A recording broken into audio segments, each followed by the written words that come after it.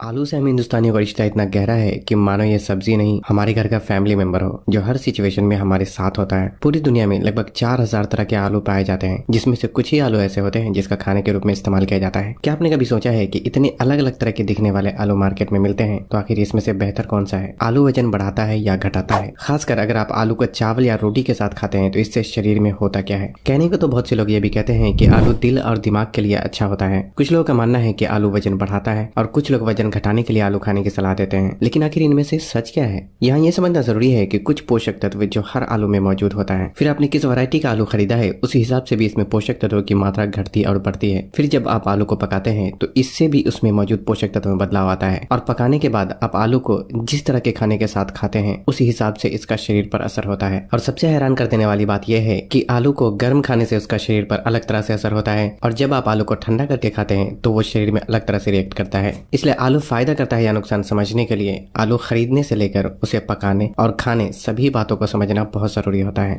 हर अलग अलग तरह के दिखने वाले आलू में क्या फर्क होता है उसे समझने के लिए ये जानना जरूरी है कि आमतौर पे किसी भी आलू में कौन से पोषक तत्व पाए जाते हैं। आलू यूं तो कहने को सब्जी है, लेकिन इसमें मौजूद पोषक तत्व काफी हद तक अनाज की तरह होते हैं। अब इसे देखिए, साइड बाय साइड कंपेयर करके देखने पर पता चलता है कि ज्यादातर सब्जी में कार्बोहाइड्रेट की मात्रा कम होती है, जबकि आलू सब्जी होने के बावजूद इसमें कार्बोहाइड्रेट ज्यादा मात्रा में पाया जाता है। और हर वो चीज जिसमें कार्बोहाइड्रेट की मात्रा ज्यादा होती है उसके ग्लाइसेमिक इंडेक्स को भी समझना बहुत जरूरी होता है। ग्लाइसेमिक इंडेक्स बेसिकली एक नंबर होता है जो ये दर्शाता है कि कौन से खाने में मौजूद कार्बोहाइड्रेट कितनी तेजी से आपके खून में पहुंचता है। 55 यानी 55 से नीचे जिस भी खाने का ग्लाइसेमिक इंडेक्स आता है उसे लो ग्लाइसेमिक फूड माना जाता है। और लो ग्लाइसेमिक फूड का मतलब है कि ये ब्लड शुगर को बहुत ज्यादा नहीं बढ़ाता, इसलिए इसे अच्छा माना जाता है। 55 से 69 के बीच आने वाले फूड को मीडियम और 70 के ऊपर आने वाले फूड को हाई ग्लाइसेमिक फूड माना जाता है। हाई ग्लाइसेमिक फूड की श्रेणी में आने वाले खाने बहुत जल्दी खून में पहुंचकर ब्लड शुगर लेवल को बहुत ही तेजी से इंक्रीज करता है। अब आलू के ग्लाइसेमिक इंडेक्स पर नजर डालें तो पता चलता है कि इसका ग्लाइसेमिक इंडेक्स 70 से 90 तक भी हो सकता है, जो कि आलू के अलग अलग तरीके की वैरायटी और उसके पकाने के तरीके पर डिपेंड करता है। सफेद आलू के मुकाबले रंगीन आलू ज्यादा बेहतर होते हैं, जैसे कि पीले आलू में कार्बोहाइड्रेट और फाइबर का रेशियो सफेद आलू के मुकाबले ज्यादा बेहतर होता है और इसमें कैरोटीनॉइड नाम का पोषक तत्व भी मौजूद होता है जो इसे पीला रंग देता है। लाल रंग के आलू में कुछ विटामिन और मिनरल्स की मात्रा दूसरे आलू के मुकाबले थोड़ी ज्यादा होती है और इसका ग्लाइसेमिक इंडेक्स भी सफेद आलू से कम होता है, जो कि एक अच्छी बात है। जो पर्पल रंग का आलू होता है उसमें एंटीऑक्सीडेंट की मात्रा दूसरे आलू के मुकाबले लगभग 2 से 3 गुना ज्यादा होती है। इस आलू के ग्लाइसेमिक इंडेक्स भी दूसरे आलू के मुकाबले कम होते हैं। इसमें एंथोसायानिन नाम का फाइटोन्यूट्रिएंट पाया जाता है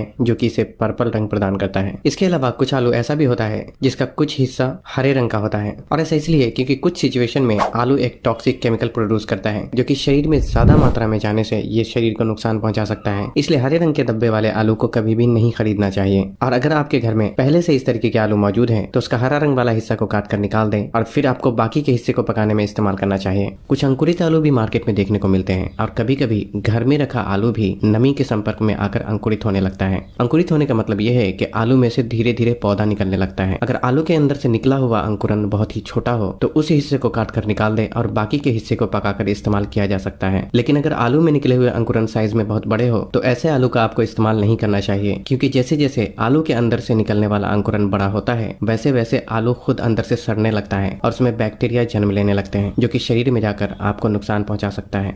आपने बहुत से लोगों को कहते हुए सुना होगा कि आलू खाने से शरीर को बहुत ज्यादा मात्रा में विटामिन सी मिलता है, लेकिन ये बस एक गलतफहमी है, क्योंकि विटामिन सी कच्चे आलू में पाया जाता है और हम सब जानते हैं कि कच्चा आलू खाया नहीं जा सकता। विटामिन सी हीट सेंसिटिव होने की वजह से जब आप आलू को पकाते हैं तो उसमें मौजूद विटामिन सी भी गर्मी के संपर्क में आने से काफी हद तक नष्ट हो जाता है। इसलिए आपको ये समझ लेना चाहिए कि आलू खाने से आपके शरीर में विटामिन सी की पूर्ति बिल्कुल भी नहीं होने वाली, बल्कि विटामिन सी की जरूरतों को पूरा करने के लिए आंवला, नींबू, संतरा और अमरूद जैसे फल का इस्तेमाल करना चाहिए।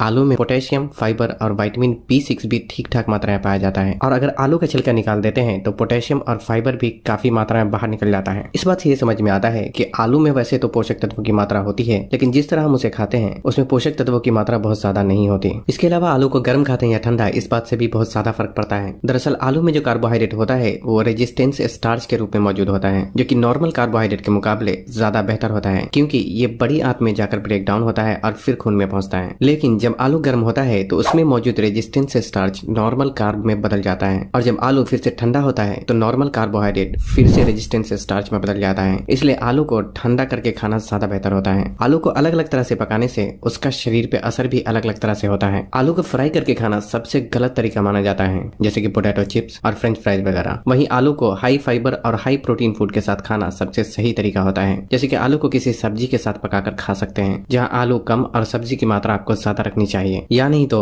आलू को उबालकर सलाद में मिक्स करके भी इस्तेमाल किया जा सकता है। इसके पीछे लॉजिक ये है कि जब आलू को किसी हाई फाइबर सब्जी के साथ मिक्स कर देते हैं तो इससे आलू का ग्लाइसेमिक लोड कम हो जाता है, जिससे कि शरीर में जाकर ब्लड शुगर और इंसुलिन हार्मोन पे ज्यादा बुरा असर नहीं डालता। हमारे देश में आलू को ज्यादातर रोटी या चावल के साथ इस्तेमाल किया जाता है, लेकिन आपको जानकर हैरानी होगी कि ज्यादातर लोगों के लिए ये कॉम्बिनेशन बिल्कुल भी सही नहीं होता, क्योंकि चावल से आपके शरीर को कार्बोहाइड्रेट ज्यादा मात्रा में मिलता है, और ठीक उसी तरह आलू से भी आपके शरीर को कार्बोहाइड्रेट ही ज्यादा मात्रा में मिलता है। अब अगर चावल और आलू का आप एक साथ खाते हैं तो कार्बोहाइड्रेट को ही आप दो अलग अलग रूप में खा रहे होते हैं, जो कि अपने आप में एक पूरी तरह अनबैलेंस्ड मील होता है। जो लोग दिन भर शारीरिक मेहनत का काम करते हैं उनके लिए आलू और चावल का ये कॉम्बिनेशन कुछ हद तक सही हो सकता है, और ऐसा इसलिए क्योंकि ज्यादा कार्बोहाइड्रेट शरीर को ज्यादा एनर्जी प्रोवाइड करता है, और ज्यादा एनर्जी की जरूरत उन लोगों को ही होती है जो ज्यादा मेहनत का काम करते हैं। जो लोग शारीरिक मेहनत का काम कम करते हैं, जब ऐसे लोग आलू और चावल को साथ में ज्यादा इस्तेमाल करते हैं तो इससे उनके शरीर में चर्बी की मात्रा धीरे धीरे बढ़ने लगती है, क्योंकि ज्यादा कार्बोहाइड्रेट वाला खाना आपके शरीर को ज्यादा एनर्जी प्रोवाइड करता है। लेकिन क्योंकि आप ज्यादा मेहनत का काम नहीं कर रहे हैं, इसलिए आपके शरीर को ज्यादा एनर्जी की जरूरत होती ही नहीं, और यही वजह है कि जरूरत से ज्यादा एनर्जी जो शरीर में होती है उसे आपका शरीर फैट के रूप में कन्वर्ट करने लगता है, जिससे धीरे धीरे शरीर में चर्बी की मात्रा बढ़ने लगती है। हालांकि अगर आपको चावल के साथ आलू खाना पसंद है तो कभी कभी खाने में कोई प्रॉब्लम नहीं है, लेकिन खासकर अगर आपको शरीर से चर्बी कम करना है तो आलू और चावल को कंबाइन करके आपको बार बार या ज्यादा मात्रा में बिल्कुल भी इस्तेमाल नहीं करना चाहिए। हालांकि वजन बढ़ाने में शरीर को कार्बोहाइड्रेट की ज्यादा मात्रा में जरूरत पड़ती है, इसलिए वजन बढ़ाने वाले लोग आलू को किसी प्रोटीन फूड के साथ एक्सरसाइज से पहले या एक्सरसाइज के बाद इस्तेमाल कर सकते हैं। सारी बातों का कंक्लूजन ये है कि आलू एक साधारण सब्जी है, इसलिए आपको इसे साधारण समझकर ही इस्तेमाल करना चाहिए, और इसे खाने का सबसे सही तरीका यह है कि इसे किसी दूसरी हरी सब्जी के साथ पकाकर खाना चाहिए। लेकिन कभी भी आलू को बहुत ही स्पेशल समझकर इसे किसी खास फायदे के लिए आपको इसका ज्यादा मात्रा में इस्तेमाल नहीं करना चाहिए। तो बस आज के लिए इतना ही। वीडियो को उन लोगों से शेयर जरूर करें जो इस बारे में नहीं जानते हैं, और तब तक के लिए अपना ख्याल रखें। अल्लाह।